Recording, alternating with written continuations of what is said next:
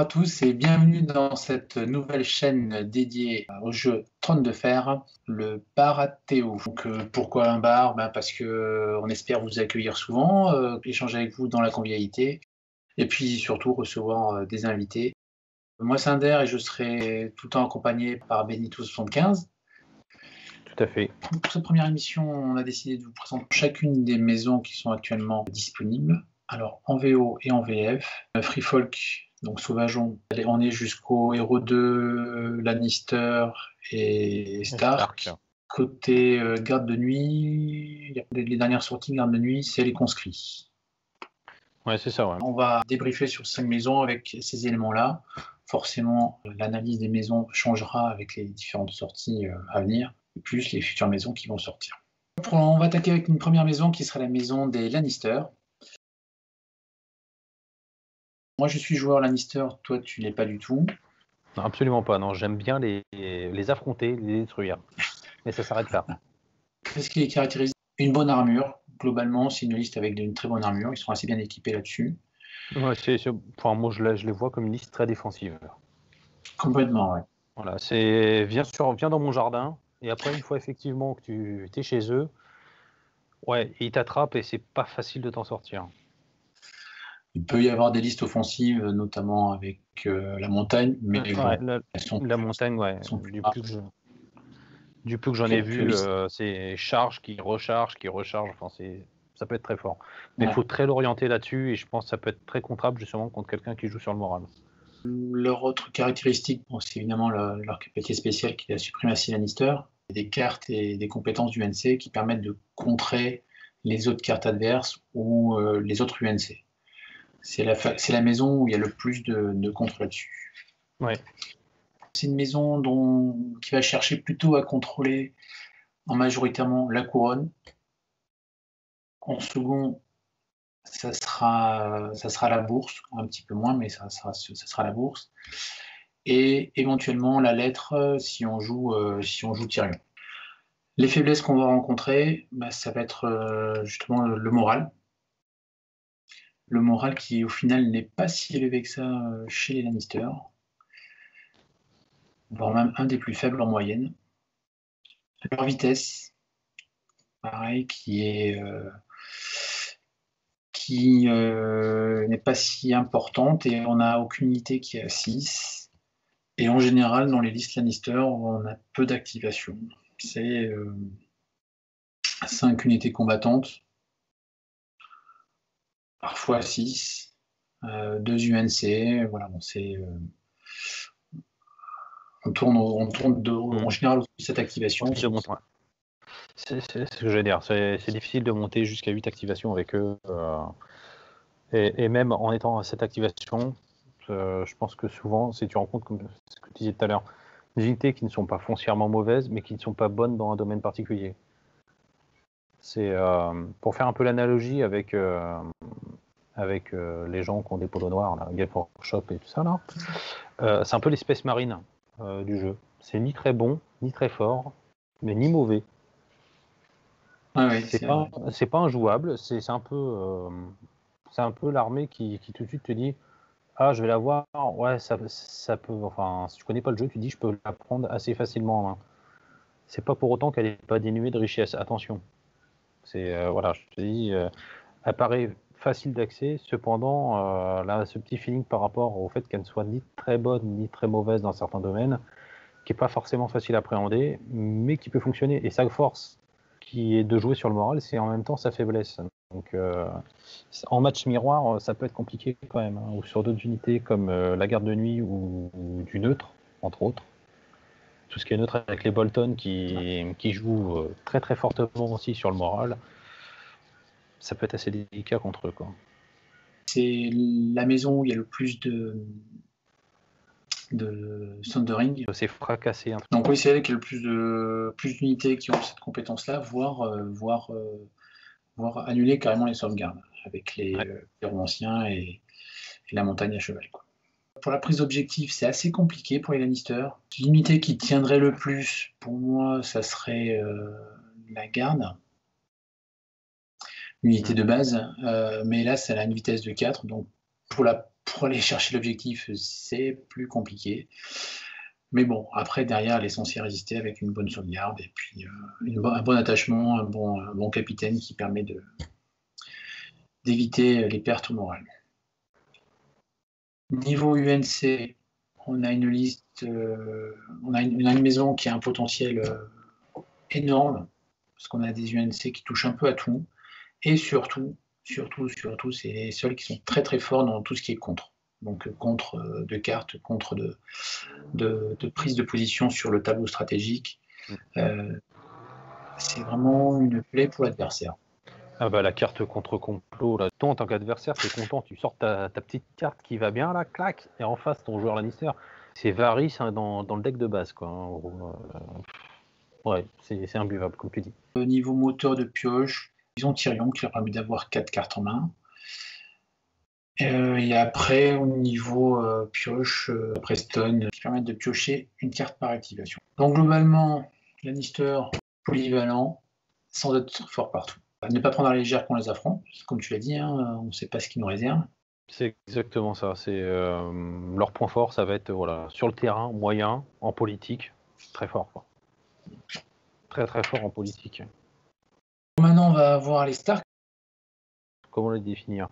Alors eux, ils sont pas polyvalents du tout en fait. Quand tu vas faire une armée, elle va être très typée à chaque fois. Sachant que dans tout l'animalerie, on va dire des Stark, tu vas trouver tu vas trouver des unités qui ont une capacité offensive extrêmement forte, notamment les Berserkers. Par contre, que ce soit les grandes haches ou les Berserkers Omble standard, ils le payent par une défense très mauvaise. Mais vraiment, alors, moi j'ai envie de dire que la valeur que tu vois sur la carte, tu l'oublies. Parce que comme on disait, il y a beaucoup d'unités dans les autres factions qui peuvent mettre des Sundering. Donc en gros, psychologiquement, il faut se dire, je vais défendre sur du 6+, et ça va s'arrêter là. Ça sera très bien. L'avantage pour les Berserkers Omble, entre autres, c'est que eux, plus ils subissent de pertes, plus toi t'es content parce qu'ils tapent comme des brutes. Donc ils ont des unités voilà, très typées comme ça, donc ça va soit des unités très offensives ou très défensives aussi. Je pense notamment au bouclier de Sudi. C'est une faction qui est rapide, contrairement à Lannister. Ouais. Je pense qu'à pied, c'est la faction avec les Free Folks qui partagent les unités à pied. J'entends à pied, hein, je parle pas de cavalerie, à pied les plus rapides. Hein. Les Berserkers Omble qui font qui se déplacent sur D6, potentiellement, en prenant la bonne zone du tableau stratégique et en mettant un ou deux UNC qui va bien, vous pouvez vous déplacer potentiellement de 21 pouces en un tour. Et gros avantage des Stark, c'est que pour pas cher, ils ont des activations en plus qui sont les loups. Les loups en tant que tels, ça paraît pas super fort, mais ça fait une activation en plus. Et une activation, c'est énorme. Ça vous permet de temporiser avec vos loups. Déjà rien qu'au déploiement, ça fait des pauses entre guillemets gratuites qui vous ont rien coûté, tout en vous permettant de vous acheter aussi des unités d'élite à côté. Donc moi je garderais, voilà, ça a des très bonnes capacités de combat, c'est rapide, et c'est des activations gratuites via les loups supplémentaires. Et si en plus on peut activer leurs petits effets, c'est du bonus, quoi. Au niveau tableau stratégique, une préférence pour eux? Ouais, alors la cavalerie, parce que ils sont rapides, mais si on peut rajouter encore plus de mobilité, c'est mieux. Ça vous permet de flanquer, de prendre de dos et d'avoir des bonus encore. C'est tout va jouer en combo en fait. Hein, donc la cavalerie au plateau stratégique, c'est le top. Et les épées, quoi, les attaques gratuites, c'est la vie. Hein. C'est ce qu'il faut. Hein. Parce que leur faiblesse, ce que je disais, c'est leur sauvegarde, elle est pas bonne, quoi. Avec les boucliers Tutti qui s'en tirent honorablement, les épées liges, c'est moyen, et pour le peu qu'il y ait du fracassant par là-dessus, de moyen, ça passe à mauvais, voire très mauvais, quoi. Et ils sont par contre assez dépendants justement de la cavalerie et de l'épée sur le plateau stratégique. Donc si on a un adversaire qui arrive à vous bloquer la prise de ses positions sur le plateau stratégique, ça peut vite être un peu plus lent au niveau de votre jeu et un peu plus compliqué, quoi. Donc leur potentiel offensif aux Stark, au-delà de leur adaptabilité au niveau de la conception des listes, moi leur potentiel offensif le plus fort, sincèrement, c'est les Berserkers. Ouais. Ils sont juste hallucinants, quoi. Ils sont tout inclus. Voilà, il y a tout le temps, hormis la sauvegarde. Ça tape vite et fort, surtout quand il y a 4 lignes qui les boostent derrière. C'est-à-dire que même si vous pouvez vous permettre d'arriver très vite, notamment avec les Berserkers qui, quand ils sont en plein potentiel, tapent moins fort que quand ils sont presque anéantis. Mais Kathleen, eux, permet non seulement d'enlever des pions, donc d'enlever tous les pions état qui pourraient être gênants, mais en plus, je vous permets de taper à plein potentiel. Donc tout ça, mis bout à bout, leur vitesse de déplacement rapide, globalement pour toutes les unités, parce que je crois que l'unité la plus lente, c'est les grandes haches ombre qui se déplacent à 4, mais un peu boostées, un peu stuffées. Finalement, on finit par se déplacer à 5. Enfin, il y a moyen de faire des choses bien. Ça permet à l'ensemble de l'armée d'avoir un grand rayon d'action au final, d'être, ce que je disais tout à l'heure. Potentiellement, on peut avoir une troupe qui peut agresser dès le tour 1 à 21 pouces. Quoi. C'est fort. Si on traverse la moitié de la carte en un tour. Ouais. Au niveau prise d'objectif, justement, cette rapidité qui peut servir sur le plan offensif peut aussi servir pour prendre des objectifs dès le tour 1. Donc dès le tour 1, on commence déjà à s'octroyer le contrôle de certains objets. Et c'est là où il va falloir se dire, voilà, quelle unité je vais projeter sur quel objectif pour servir d'appât et quel va être, donc ils vont servir entre guillemets d'enclume, et quel va être mon marteau après, parce que forcément mon adversaire ne va pas me laisser sur mes objectifs. Et notamment avec les tudis, moi tu poses une unité de tudis sur un objectif, franchement pour te déloger de là ça va être compliqué quoi. On a aussi les loups, donc ils sont rapides et contrarient l'adversaire. Mais il faut se dire c'est temporaire, il faut vite trouver quelqu'un pour le remplacer. Le loup il tiendra jamais un objectif. Mais si c'est pour gêner un déplacement, il est très très bien. Niveau UNC. Enfin, pour moi, il y en a 3 principaux qui sont intéressants. J'ai pas encore trop bien étudié des héros 2 des Stark. Je ferai une petite aparté dessus. Moi, dans ce qui est sorti dans les héros 1 et la boîte de base, Kathleen, très très forte. C'est elle qui va te permettre d'enlever des pions état que tu vas pouvoir prendre sans nécessairement de contrôler la bourse qui te redonne 3 PV et qui te permet d'enlever un pion état. Donc globalement avec elle, si tu contrôles la bourse, tu peux ériger une unité, enlever un pion état du fait de la bourse, et plus sa cape à elle qui permet d'enlever un pion état sur l'unité qu'elle influence, et l'unité qui influence permet elle d'attaquer à plein potentiel. C'est extrêmement fort. Après, Eddard Stark qui reste un bon UNC, tout simplement pour sa capacité innée, permet une bonne résilience. Il a 3 pions d'ordre au début du tour, et à chaque fois tu vas soigner des unités. Je trouve ça fort. Et Roderick, lui, avec les Berserkers, c'est parfait. Il te permet d'avoir les touches critiques. Et si en plus, ton adversaire était sympa, t'as laissé contrôler la zone combat du plateau stratégique, et ben ton adversaire, ça le rend vulnérable. Donc, que demande le peuple? Une des faiblesses, c'est le moteur de pioche. Ouais, t'as du mal à faire tourner ton deck. Pourtant, il y a de bonnes cartes dans le deck Stark, et t'aimerais justement qu'il puisse tourner un peu plus facilement. Et hormis prendre l'enveloppe, t'as rien qui te permet de piocher vraiment. Alors si on va me dire, il y a Sansa Stark. Ouais, enfin 3 points pour un effet one shot qui te permet d'aller récupérer une seule carte. Non, elle reste dans la boîte, tant pis. Moi, je suis pas aussi affirmatif que toi. Ça permet de récupérer une carte au moment que tu veux. C'est pas contrable. C'est 3 points, je suis d'accord. C'est 3 points et je trouve que c'est trop situationnel. Voilà. Faut attendre que ton adversaire ne puisse pas trop contrer ta carte que tu vas aller chercher, sinon tu as balancé 3 points pour rien. Enfin, pour 3, trop compliqué. Elle serait à 2 points, bon, ça se discuterait. 3 points, trop cher. Il y a des choses mieux pour 3 points.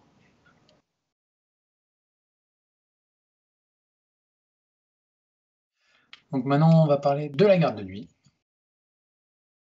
C'est une maison où on a vraiment des unités très autonomes, une très bonne durée de vie. Et une agaçante durée de vie, pas une très bonne, une agaçante durée de vie. Et surtout des vœux. Oui. On va retrouver un loup.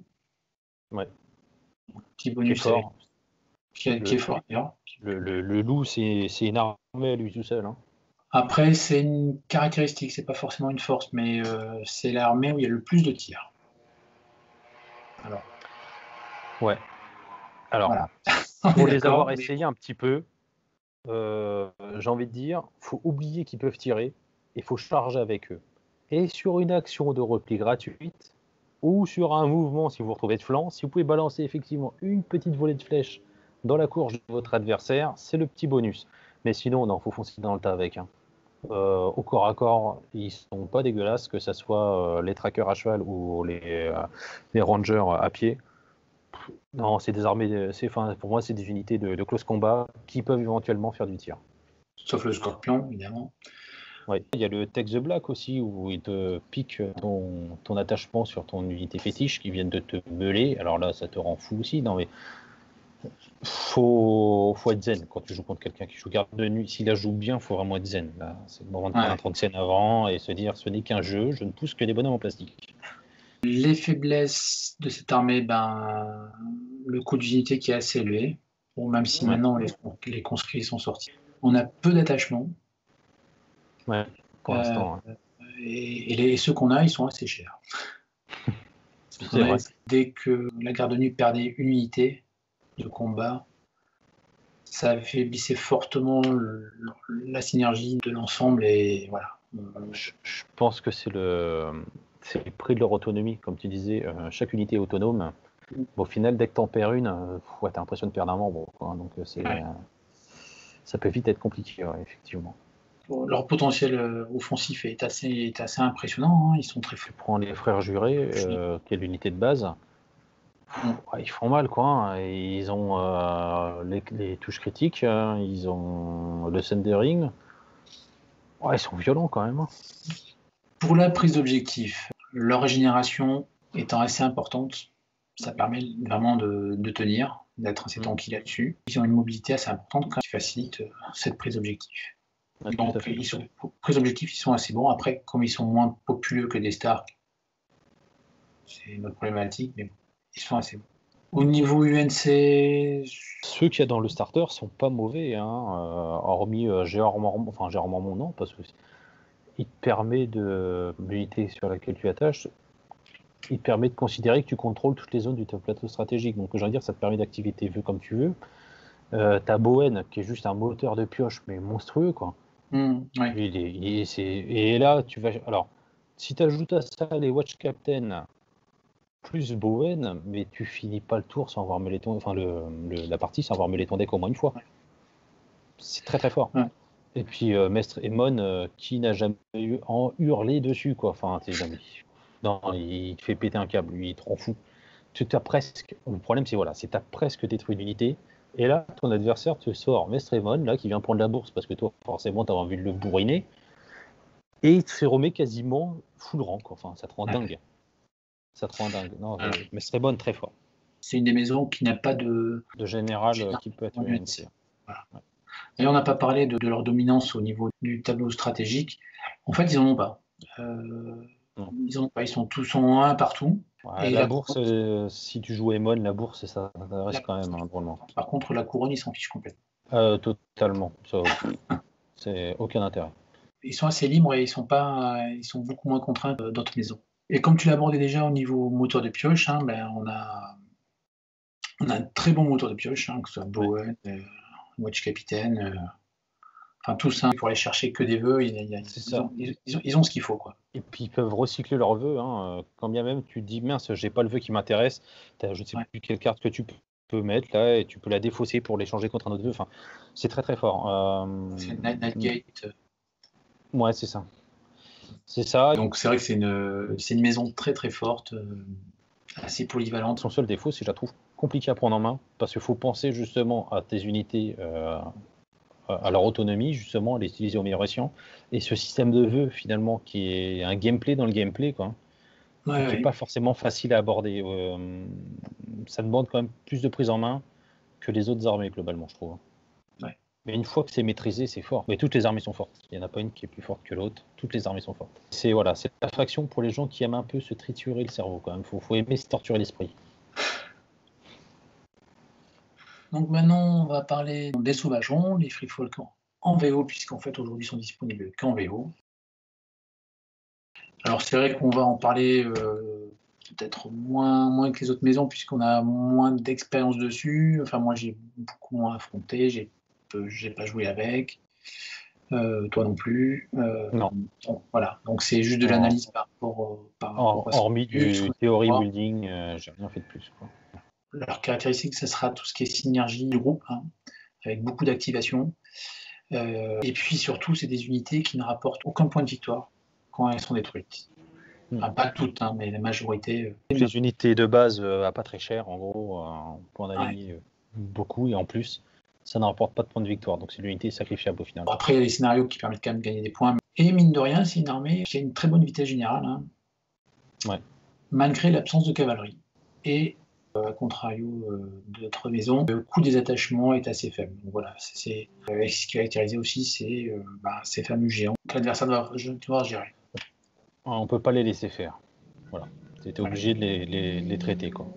Juste une aparté, hein, les géants, ils tapent plus fort quand on les blesse, hein, c'est pas l'inverse. Hein. Ils ont une dominance au niveau du tableau stratégique pour la cavalerie, et uniquement sur cette case-là. Donc, faire attention peut-être à l'occuper avant lui ou à lui laisser. Tous ces éléments font qu'ils ont pas mal de force quand même pour eux. Mais on va voir qu'ils ont pas mal de faiblesses. Avec leur faible sauvegarde. On peut pas courir vite avec une armure, hein, donc à un moment donné, faut choisir. Et ben eux, ils ont choisi. Ils ont un moral faible. Oui. Il y a quelques possibilités de compenser ça, mais c'est assez difficile. C'est la seule armée à ne pas avoir de tir à long range, mais par contre, ils ont les trappeurs. Ouais. La capacité des trappeurs de faire des blessures dès qu'une unité bouge à long range est vraiment pas mal. Potentiel offensif, on a dit, hein, c'est géant. On y va. C'est clair que ça tape. Et comme on vient de dire, hein, la capacité des trappeurs. Sinon, après, il va falloir faire des attaques combinées pour optimiser les dégâts. Et voilà, c'est pas facile à mettre en place. Pas facile. L'adversaire, normalement, sait que les unités, pour qu'elles synergisent, elles sont binomées, entre guillemets. Il va forcément se concentrer sur une pour casser le combo, quoi. Sur la prise d'objectif, les free folk, ils vont miser sur la surpopulation. Et puis bon, comme ils sont mobiles, ça les aide aussi. Aussi, ouais. Niveau UNC, comme on l'a dit, il n'y a pas vraiment de préférence sur le plateau stratégique, mis à part la cavalerie, mais c'est pas tellement pour les UNC ça. Le moteur de pioche, ils n'ont que Craster, qui leur permet de booster le moteur de pioche. Toi et moi, on n'a pas beaucoup de recul sur ces listes. Ça devrait s'arranger d'ici cet été, je pense. Hein. C'est pas mi-août ou fin août que ça sort en VF. Exactement. Donc on vous en reparlera plus précisément dans d'autres émissions. Bon, il y a une faction neutre, mais c'était pas une faction. Hormis faire un spam de cavalerie, je vois pas comment les jouer. De toute manière, pour moi, si tu la joues, cette faction, c'est juste pour l'allure. Disons les neutres. Hein, on va dire Bolton, ça va jouer forcément sur la panique. La caractéristique de cette armée, c'est qu'elle sera quand même très chère aujourd'hui. Oui. Cher veut dire pas beaucoup d'activation. Ouais. Et si t'as pas beaucoup d'activation, t'es pas bien. Donc s'il y a une dominance à avoir sur le tableau stratégique, pour eux, ça sera la bourse, donc richesse, et la lettre, donc tactique. La faiblesse, c'est le coût des unités hein, qui est exorbitant. En fait, c'est des unités qui doivent charger en premier, qui ne doivent pas être chargées. Je prends le cas des Cutthroat, par exemple. C'est une unité qui peut se faire one-shot. Par contre, si c'est elle qui charge, elle peut te couper en deux aussi, quoi. Et c'est une armée qui demande d'avoir de l'initiative en permanence. Et un tour sur deux, c'est impossible. Même si l'infanterie est assez forte, la cavalerie, c'est son potentiel offensif, son unité de prise d'objectif, elle fait tout, quoi, mais bon. C'est ça, et à vos 10 points, quoi. Enfin, 10 points, c'est un quart du budget, quoi. Enfin, c'est énorme. C'est juste énorme. 10 points. 10 points. Et c'est l'armée qui a l'attaque la plus forte, hein, de toute façon, aujourd'hui. Oui. Niveau UNC, ils sont costauds, d'ailleurs, ils sont souvent pris en alliance. Ça marche très bien avec les Lannister, notamment. Ouais. C'est des UNC qui coûtent cher, hein, ils sont à 4, sauf celui qui est général. Niveau moteur de pioche, est très faible. Hein, il y a des éléments qui permettent de récupérer dans la défausse. C'est le seul deck où il y a des cartes qui sont retirées du jeu au lieu d'être défaussées quand on les joue. Non, c'est un très bon allié, mais à jouer en tant que tel, c'est compliqué, quoi. Alors si, après, comme on disait tout à l'heure, on peut faire les gros billes. Hein. Tu mets 3 unités de cavalerie, tu mets tes 2 GNC, voilà, t'es à 38 points. Tu fais cadeau de 2 points à ton adversaire parce que t'es un mec sympa, et puis voilà, quoi. Mais au final, tu as 5 activations, tu as 3 unités sur le terrain, sur le plan militaire. Ouais, alors c'est fort, mais une fois que c'est saturé, c'est pas si fort que ça, quoi. J'espère qu'on n'a pas été trop succinct sur chacune des maisons, voire pas trop long plutôt. Ouais.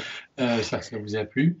Au niveau du jeu, on peut dire que tout ce qui est compétitif, ça commence à bien prendre. Ouais, ça a bien pris. Tout ce qui est, on va dire, outre-Atlantique et outre-Manche, ça prend bien.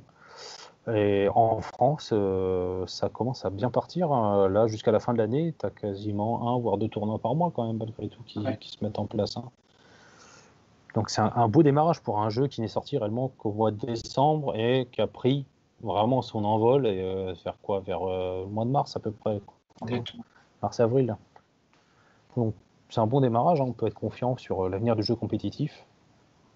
Moi, en tout cas, je le suis. C'est un jeu qui a de bonne qualité dans le milieu compétitif, qui a un système de scoring qui est clair, net et précis, qui s'ouvre d'aucune interprétation. Et ouais, je pense qu'on n'est pas à l'abri de voir plus tard des espèces d'interrégions comme on peut voir au 9e âge ou dans 40K. Et pourquoi pas un championnat de France. Un gros point fort justement sur la partie compétitive. Donc là, il faut vous rapprocher de vos boutiques si vous voulez organiser le tournoi. Les kits tournois ne sont pas excessivement chers. Alors que c'est pas de l'habitude de chez FFG justement de faire des kits tournois pas très chers. Au contraire, là, ils s'étaient orientés sur des kits tournois hors de prix. Là, non, si je dis pas de bêtises, un GNK pour, je crois que c'est 8 joueurs, c'est 20$. Pour votre vendeur, c'est facile, quoi. 8 joueurs, les 20$, le kit, vous le remboursez vite avec vos PAF, quoi.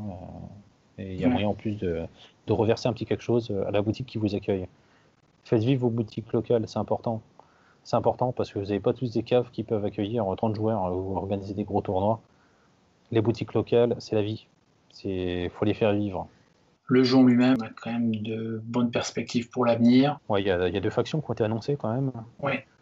Pas des moindres, hein, les Targaryens qui étaient très attendus. Donc pour ceux qui voulaient des dragons, pas tout de suite. Hein, on va attendre un peu. Pour l'instant, on va se contenter de chevaux, ça sera déjà bien. Mais ouais, je trouve que c'est une belle approche des Targaryens de faire une unité comme ça, quasiment constituée que de cavalerie avec les Dothraki. Faut pas oublier, alors tous ceux qui voient le jeu via la série, oubliez la série parce qu'en fait, ça suit vraiment la timeline imposée par les bouquins. Vous retrouverez quasiment aucun élément de la série. De toute manière, je vous dis, leur Bible à eux, c'est le livre.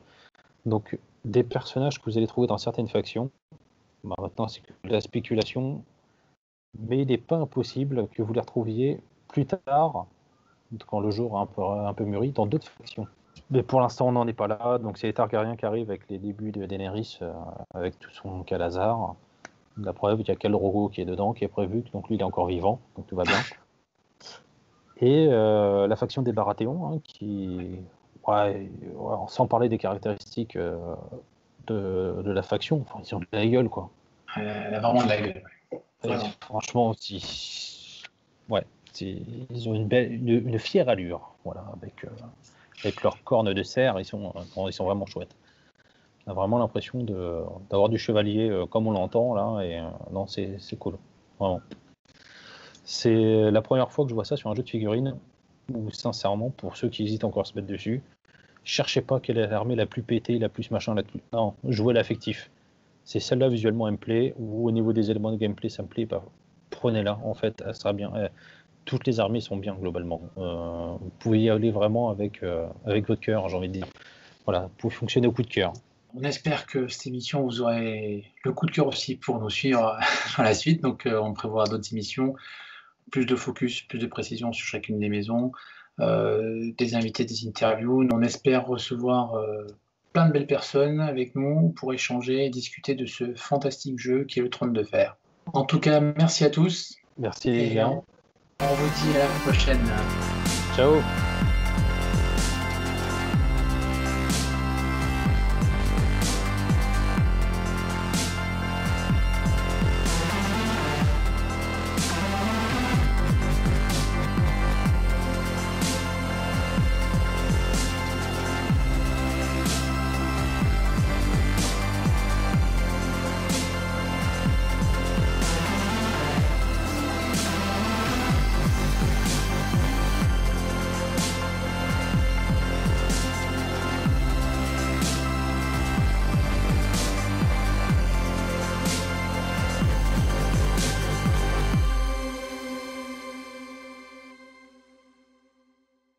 Si vous voulez payer la moitié d'un starter Free Folks, revendez votre Craster. Voilà. Et si vous êtes sympa et vous aimez bien votre camarade, vous en faites cadeau contre une bière. Tous monnaie souvent contre une bière.